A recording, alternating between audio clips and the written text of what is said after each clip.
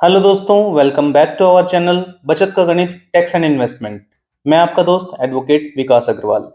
दोस्तों, आज हम बात करेंगे section 43 B subsection H of income tax act 1961 की।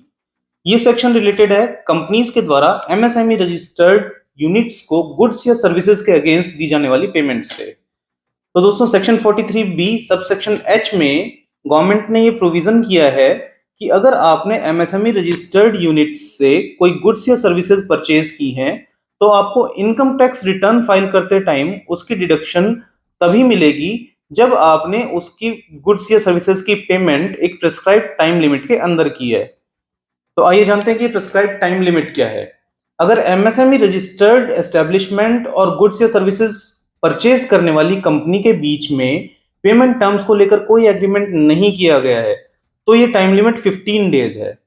और अगर इन दोनों कंपनीज के बीच में कोई पेमेंट टर्म्स को लेकर एग्रीमेंट किया गया है तो ये क्रेडिट लिमिट जो है वो मैक्सिमम 45 डेज तक हो सकती है।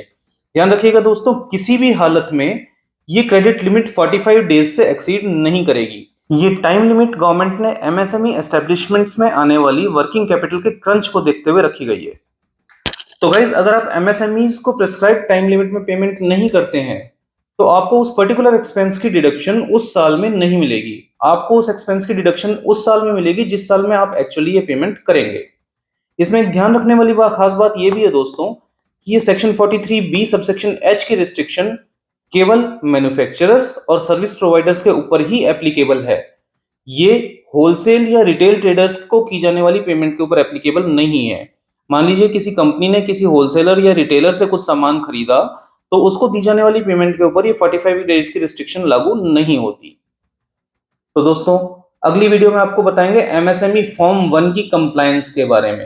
Please like and subscribe our channel for regular updates. Thank you.